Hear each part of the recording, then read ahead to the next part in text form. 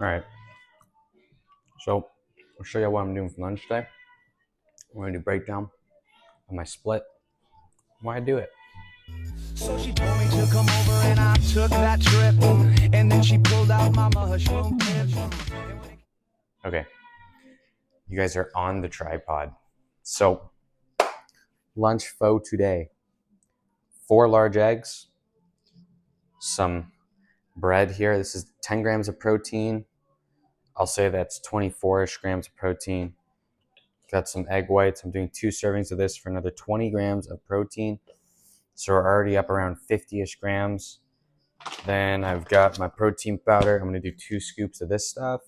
That's probably gonna get me up around another 50. So this is like 110 gram protein meal, and it's actually under 1,000 calories. And then I've got my vitamins. I already took my creatine, so in my vitamins, right here, this is like zinc. Shoot, I forget. It's a vitamin stack. I take so actually let me grab the bottle. Let's see. Let's see exactly what we got here. Yeah, so we got fucking quercetin, zinc, vitamin C, and vitamin D.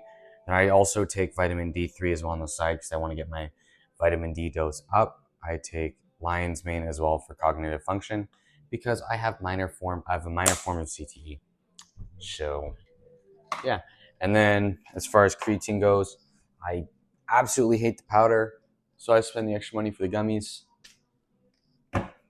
Yeah, but this is the meal. I'm a chef it up, and then we're gonna teleport over to the casting couch, and I'm gonna break down the workout full body and why I do it. Because the last time we did this, I was doing some weird push pull legs thing with way too much volume. So yeah, I'm gonna get to cooking.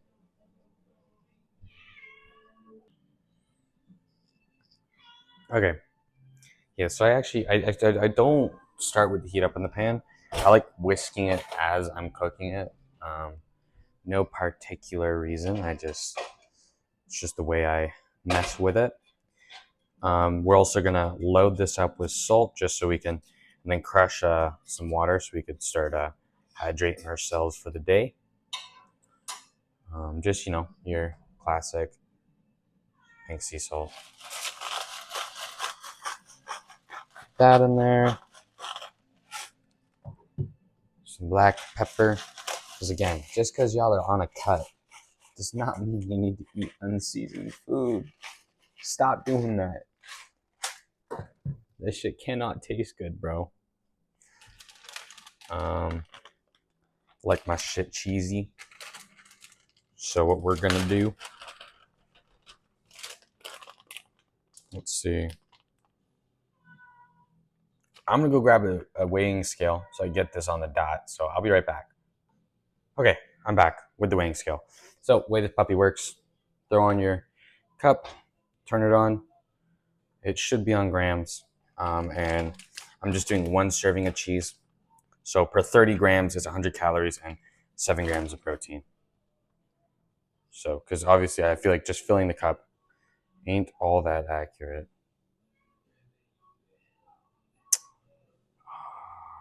Oh,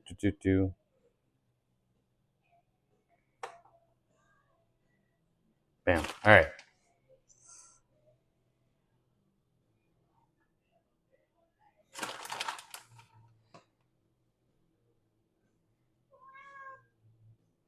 Now, it's not the end of the world if I get it out of the cup, because I'm just gonna dump it all in. I'll double check that. Yeah, okay, 30 grams.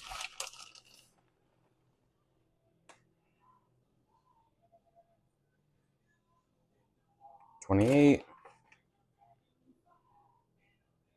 29. That's probably 30 there. 31. That is negligible difference, which we are okay with. Seal up this bag. Take this cat off the counter. What is bro doing? Okay, we can now get our cheese. Fucking pour that puppy in. Turn our scale off. Clean it off. Look at that. Trusty old scale. All right. Let me just kind of mix that in. Right, we've already got our salt and zapapa. This is my go-to meal that I cook at home. It's super easy, relatively low mess. Okay, egg whites. Because contrary to popular belief, the protein is not in the yolk. It is in the egg white. So we're doing 2 1/3 cups. That's 1 cup. 1 1/3 cup. 2 1/3 cups. There you go. There's a whole 20 grams of protein right there. No, cat, let's not do this. You are just the loudest cat in the room. All right, whisk this up. Okay, next thing I'm gonna do, because this cooks pretty fast once I turn the heat on. We have a fork here. Gonna put our egg whites and cheese away.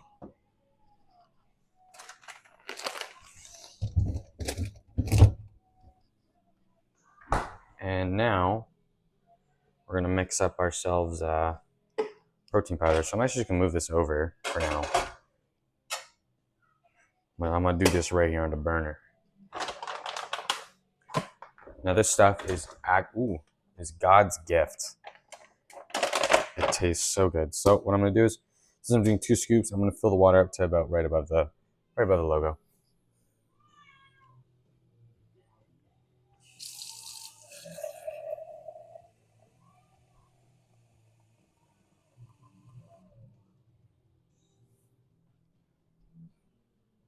Yeah, actually, funny enough, I have a shaker that I could be using. Yeah, this will do. Make sure our scoop's good. Solid scoop. Wrap around, and she goes. And then 1 more scoop.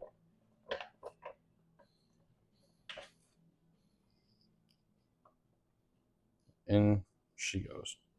Pretty good. All right, so that puppy back up. Like so.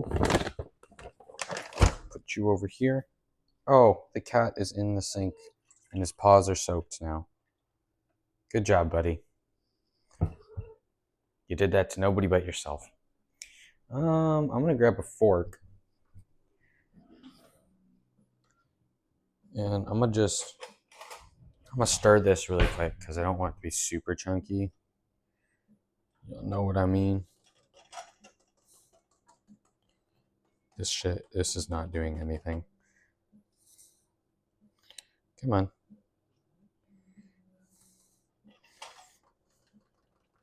There we go.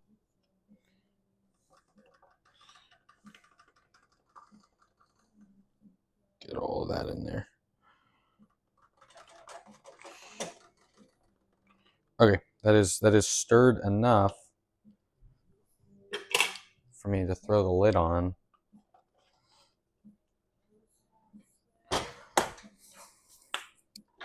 Give it a good shake. All right, let's throw this thing into the fridge so it's nice and cold when we go to chow down. All right.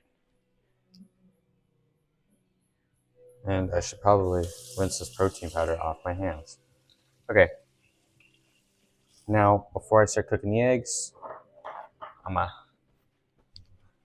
let's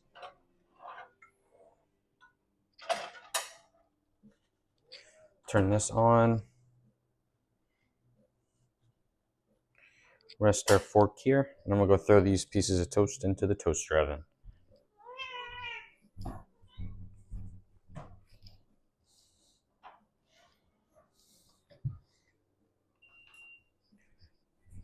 Okay. I'm gonna cook this, and I'm just gonna cut to when it's done. All right. The eggs are cooked and the eggs are scrambled. So I'm gonna turn the heat off. Make sure this is all kind of off the sides. And again, I cook this with no butter or oil because I am gonna cut. So, all right, move this puppy to the plate.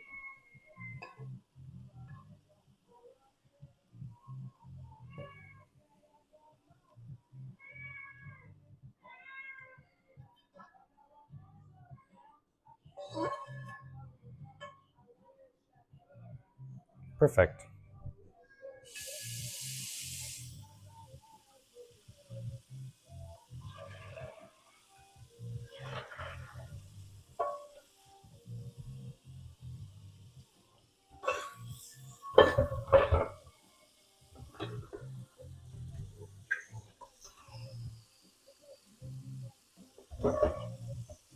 All right. My toast just finished. I'm gonna grab that.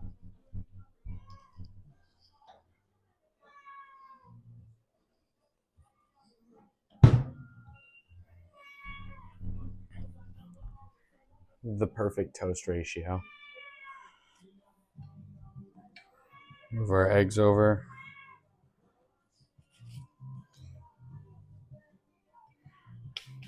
All right.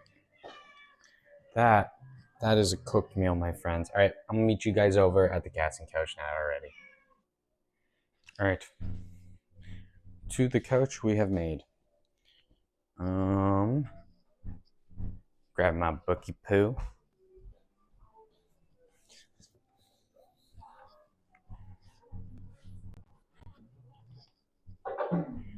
All right. Book acquired. So, yes, full body. It's pretty cool. I've been enjoying it. I'm on my second week now. And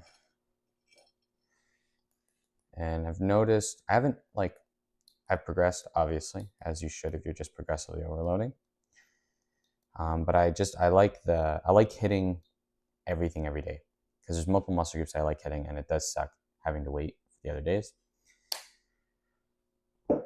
But yeah, I guess hopefully in this video you're gonna be able to find out if this split is for you or not. I'm gonna say chances are it is. I think most people should at least give it a try, or at least give a high frequency split a try. So I'm gonna eat this, then we're gonna deep dive into what's in the Goon book.